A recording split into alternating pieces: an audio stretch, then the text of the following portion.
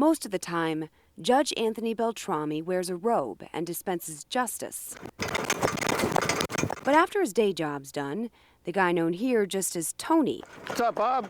changes into riding clothes Come on, buddy. and dispenses kissing noises. For me, it's a break from my everyday life. Long before 2005, when Tony was elected a judge of the Court of Common Pleas in Northampton County, he was a kid spending time at the horse track with his dad. He would take us out, my brothers and I, when we were really young, and I just loved it from the first time I saw my first race. Tony's dad shared his love of the sport with just about anybody he could, including close friend Muhammad Ali. In fact, he named his horse Cassius Clay after the boxing legend.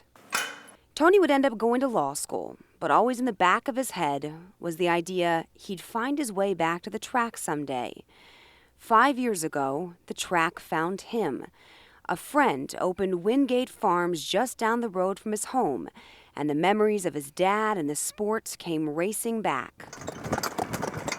Every time I had a day off, I would come up here and ride as many horses as I could. They're off, lightning strike. It took a lot of hard work, but Tony finally began racing. It always was a dream of his to drive because his dad drove. Friend and farm owner Carmine Fusco says Tony's dad was so proud of him. A short time after he passed away last September, Tony nabbed his first win. It's going to be tight. Seafood Mike up in time. Then It was for his dad, I see a lot of things that people don't see in terms of what's going on in society, and it's nice to just get out here on a morning, the sun's coming out, the birds are chirping, and you're just out with a horse alone. And yes, being a judge in this sport is rare. It's not typical for a guy who answers to Your Honor all week to end it with horse manure on his shoes. But out here, nobody judges. At least, not until the race starts. Joy Howe, 69 News.